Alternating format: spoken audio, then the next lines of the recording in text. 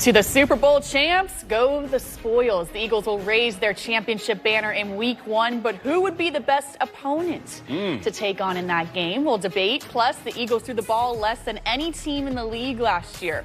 Why we expect that to change in a big way in 2025. And we break down the last of the Eagles draft picks, edge rusher Antoine Powell, Ryland. Barrett thinks this rookie will have a role on defense this season. And with that, welcome into Birds Huddle, presented by Toyota, official automotive partner of the NFL. Along with Barrett Brooks, I'm Ashlyn Sullivan, and the full NFL schedule gets released on Wednesday night, but we'll learn some games as early as Monday morning. Barrett, this is the best time of year, especially for someone who's type A. You can write in your planner with your pens and plan out your whole life. I'm so excited for Wednesday.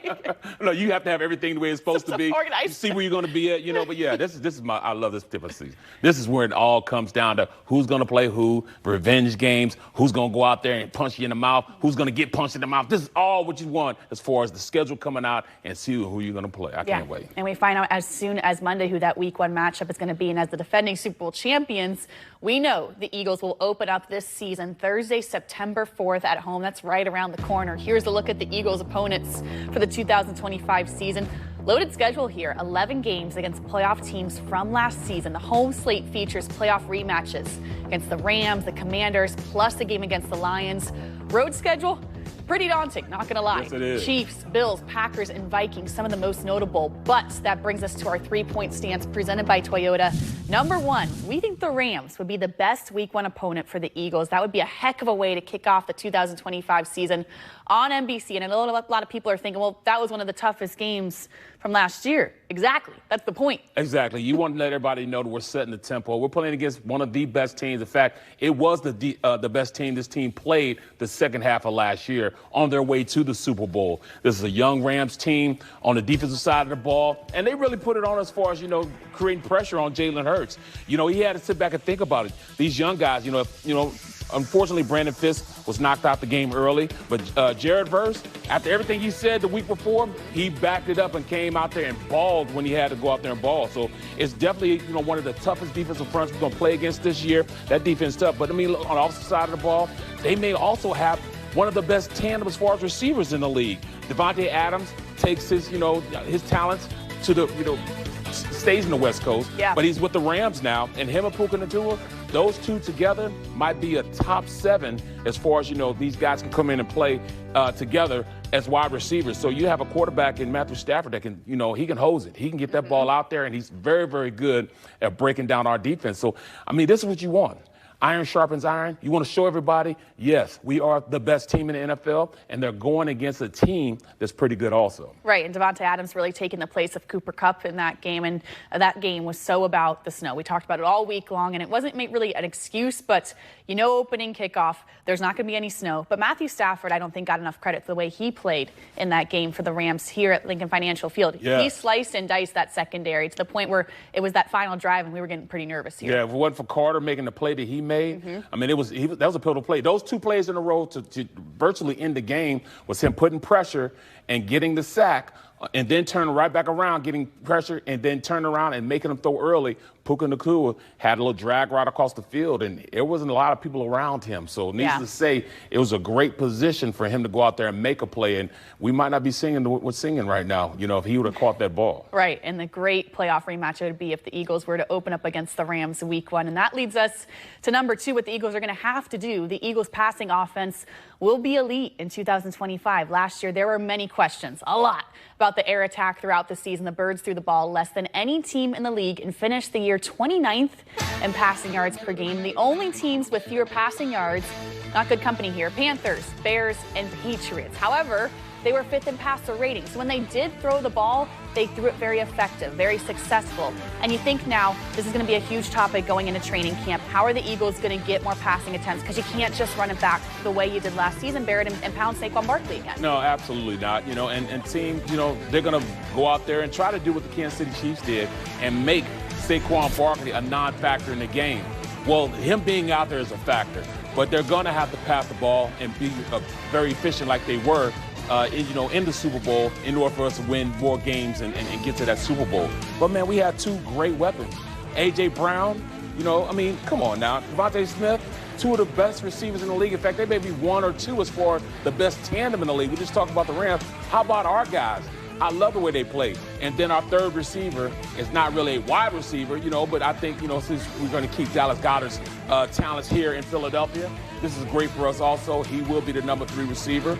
And, these guys have finally worked their way into, being one of the teams that you have to defend both the run and the pass. They see Jalen Hurts more effective. And like I said earlier before, I think that this year, this is my prediction, that Jalen Hurts will win MVP this year. He wins MVP, and they get to the Super Bowl because of this factor right here. The teams are going to try to stop Saquon, which is going to open up the passing game, and the 2 receivers he have are very, very effective at getting open and the best tandem in the NFL. So, yes, they're going to be better than that. And, Saquon, he's not just going to be a one-trick pony. They're going to use him to slice and dice those defenses also, dumping it down to him. Dallas Goedert staying here. To me, it looks like this, in the offensive line stabilized once we get our starting right guard. This will be another great offense, and the passing game will be just as efficient as the running game.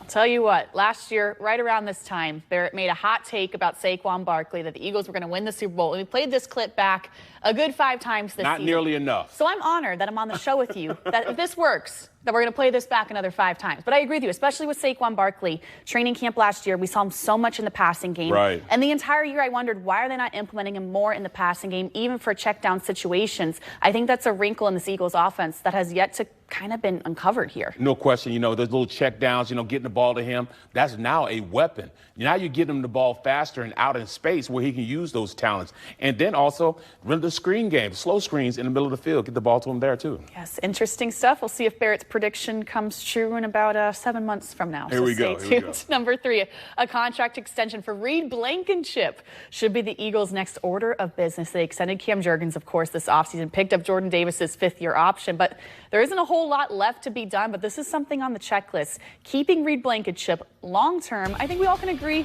would be a good idea. This guy has earned it. No, he's definitely earned this contract. He's been the best guy as far as, takeaways the past 3 seasons that he's been a starter. He has that talent.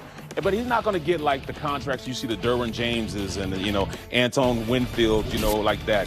But he does deserve money that's, comparable to, other guys in the league, maybe, $8 to $9 million a year, and for a 3-year contract, maybe, sitting around 26, 27, and then out of those years, at least having $8 to $9 million guaranteed, so he's worth that. I think that he's done enough and secured himself as one of the better safeties in the league. So you no longer can say, all right, he's too slow or he can't do this. He's done everything asked for him, played in elite level. He's one of the better safeties in the league, most consistent safety in the league, and it's not, any, type of thing where, he can't do this. I think he's going to be even better this year because now he's got a guy, maybe, Munden that can play center field. Right. Now he can bring his talents down there right around the line of scrimmage. He can guess a little better, making those, reads. I think this will be a great situation for him this year. Yeah, Reed Blankenship, really consistent, a guy that you can always count on, definitely seems to deserve that contract. Makuba. Yeah, absolutely. Yeah, and that's going to be a great tandem that we're going to pay attention to in training camp. Antoine. What's up? This is Howie Roseman from the Eagles. How you doing? I'm doing good, Coach. How you doing? I'm doing all right, man. I know you've been waiting a long time, but you ready to come to Philadelphia and get to work? Yes, sir. Yes, sir, I am. I really am. I appreciate the opportunity, Coach. Yeah, well, you're going to show us on the field. You hear me? Yes, sir. You got talent, and you got the right people here who are going to develop you. So we're looking forward to bringing you to Philly. Congratulations. We're going to put the pick in right now. I'm put Coach Sirianni on the phone. Hey, congratulations. Yes, sir. I appreciate it. So definitely thank you for this. Thank you for this opportunity, Coach. You got it.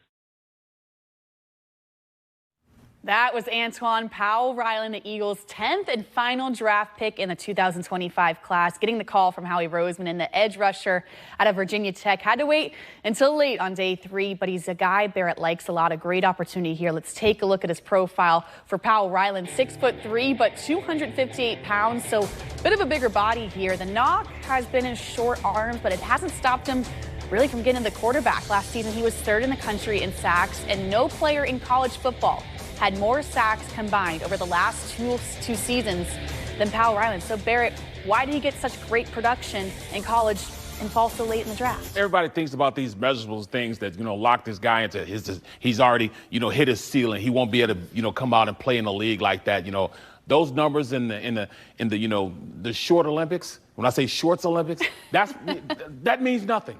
That means nothing. Those measurables means nothing when you got a heart that he has. Powell Ryland is one of those guys you can count on him coming in and playing. He may be the last Eagles pick, but he may be one of the first guys on the field. This kid here can play, and watch his get off. His get off is elite. Here he is right here, coming off the edge. This is a tackle from Miami. See how fast he gets. We put the clock on. 2.2 seconds. The tackle didn't even touch him. And then this is a read option. If he goes down like that, the quarterback's going to run out. But look, he slow plays it. He slow plays it down the line and makes the tackle on the running back. It made it put the quarterback in a bad situation because he couldn't just go ahead and just run with it because he'd have made the play there or give it to a running back. Here, the big tackle, he's not even going to touch him. He comes around, talking about NFL pass rushing moves, slaps it down, then rips, comes around the corner, another sack. This kid can play. There's not too many things he can't do. And then, you turn around, you look at him. This is one of the fastest spin moves I've seen this year. Watch him. He's so fast, out, sack. That's NFL caliber moves that this kid has. He has elite get off.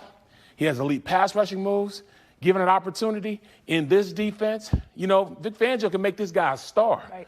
Clint Hurtt's going to love this guy. So, yes, he's going to be one of those guys that's going to play early, especially on special situations like third downs. That's interesting, especially that explosive first step that stands out. And you heard Howie Roseman say in that draft call that they're going to develop him, so they know what they're coming in with. Absolutely. This is a guy that has a high ceiling. And last week ahead of rookie minicamp, Powell Ryland was asked about falling to the 6th round. I love the game. It's not really, as long as I get a shot, that's all I need. I'm not really worried about what it is that, how big my arms are or, how big I am. I'm a ball player. You cut on the tape, you're going to see it. So, I'm just happy with the opportunity. Well, great answer from a rookie. Just get him in the building and see what happens. He's going to come out and play. What you're going to give him is max effort. He's already feels slighted. They're talking about that rock on his shoulder. Yeah, he's going to have a little, bit of, all right, you guys, you didn't draft me, so I got all these teams I owe for not drafting me and not drafting me soon enough. This kid's going to play, doesn't worry about his size. He's not worried about that. He's had short arms his entire career and is still balled out wherever he's been. This kid's going to be a special player for this team. He's going to get some reps, especially on downs when he's rushing the quarterback. I see him going out there and making some things happen. Now, I'm excited for him. This draft, it doesn't seem like you have a bunch of gems, but there are a bunch of gems. The 4th-round pick, Ty Robinson, going to be a good player. Powell Ryland will be a good player. Of course, number 1 Campbell's going to be a great player also. We know that much. Oh, no question. But you mentioned those reps, and that's where I think this gets interesting because you look at Powell Ryland joining a really crowded edge rusher room, and the Eagles, of course, lost Josh Sweat in free agency and Brandon Graham to retirement. But the return, Nolan Smith and Jalen Ton as the presumed starters, that's what we think going into training camp. Last year's big-ticket offseason addition, Bryce Huff, still in the mix. A lot of questions about him. Would love to see more production from him. They pick up Azeez Ojulari and Josh Uche in free agency this last year. So the Eagles, as of right now, bringing in a lot of players. You look at this list, and that's where I wonder, how are they going to get the reps to develop someone like a Powell Ryland? Well, you got to get it when you're in camp. Yeah. You got to get it when nobody's looking. You got to go do the little things in which, highlight you as a player. If it's going to take extra run, if it's going to take extra reps. You've got to run one speed. You know what I'm saying? On. That's it. Wherever you're at, you're on. Watch a film, you're on. Learn the playbook, you're on. When out on the field, you're on. Only time you're off is when you sleep. It's when you sleep. And you're still on then. No question. So that's what it is. You got to build the confidence in yourself and have the others in that locker room know this kid doesn't play. And you're going to get better because you're going to be playing against the best tackles in the NFL. So, hey, he'll be all right. Great opportunity, that's for sure.